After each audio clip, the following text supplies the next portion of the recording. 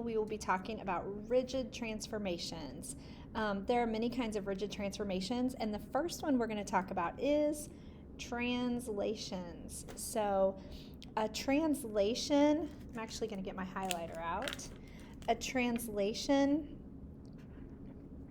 simply means to move a point or image without rotating, reflecting, or resizing it. So we're not moving it at all as far as rotating or as far as reflecting or as far as changing the size and making it bigger or smaller. The only thing we're doing is giving it a little push. Sometimes a translation is called a slide. I actually like to point out that there is an S and an L right next to each other in the word translations, and that helps me remember that it's just sliding over. Okay, some more information you should know is that when you're performing a translation, the initial object, that means wherever the shape is at first, is called the pre-image. So if we had a square here, and that's the first place it was, this would be the pre-image. And then the object is moved. Remember, we give it a little push, a little slide to the side. And that same shape is right here now. It's the same size, same shape. I didn't rotate it upside down. I didn't reflect it over. I just gave it a little push and slid it over. And now that it has been moved, it's called the image. So we have pre-image, and then it moves, it slides, and now it's the image. Sometimes you'll be asked to draw the translation, but instead to describe it in a mathematical notation. For example, describe a translation of the triangle down 2 and to the right 3.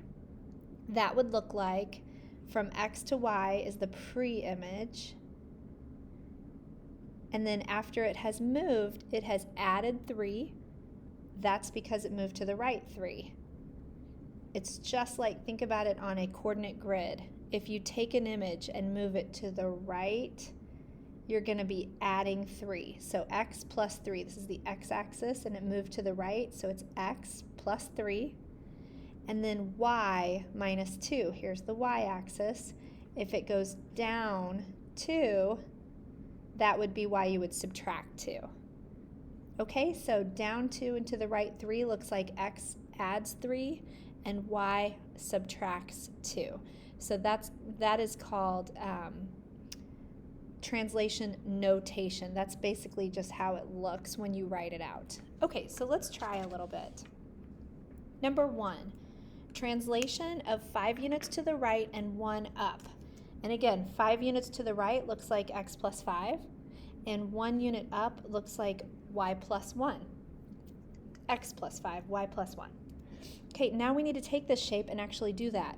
We're going to grab the shape. If it was just on your iPad and you could do it digitally, you would just move it 5 units to the right and 1 unit up. So that same triangle is going to land somewhere right around here. In order to do that, I would suggest you take T, for example, and move it. So move each dot one at a time. So we're going to take T and move it 5 to the right, 1, 2, 3, 4, 5, and then 1 unit up. So when T lands here now, we actually call it T prime, and you give it a little 1 kind of up where an exponent would go, and that is your prime notation. That means this was the original shape, the pre-image, and when it has a little 1 after it, that means it's the image after it's been moved. Okay, let's move G.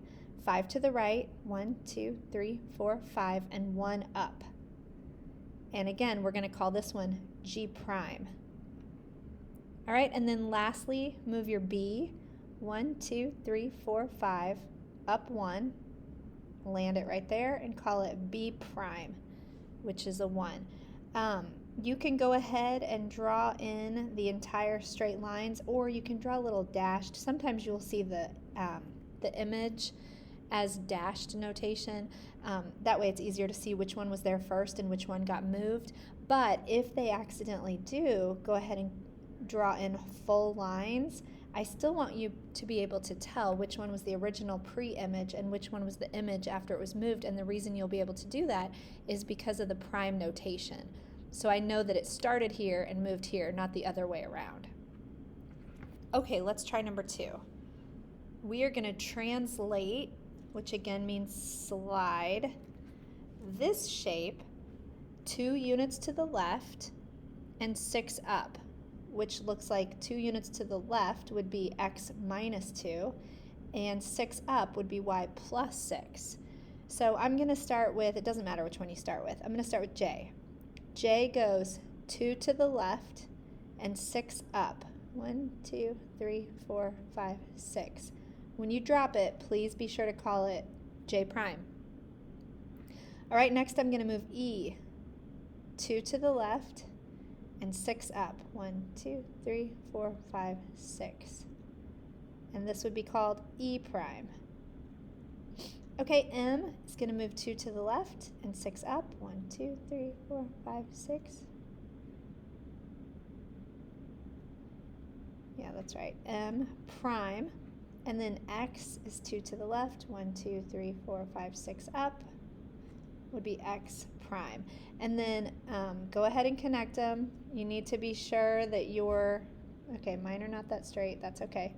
You need to be sure that your image looks like the original. It should look exactly the same. I know mine's a little off on the dots. Whoopsie. But it needs to be exactly the same. It didn't grow or shrink or flip, or it didn't do anything. It just slid this way and this way. Okay, number 3. This time it tells you we want the whole shape to translate 3 units down, but now I want you to write what the notation is. So let's try this together.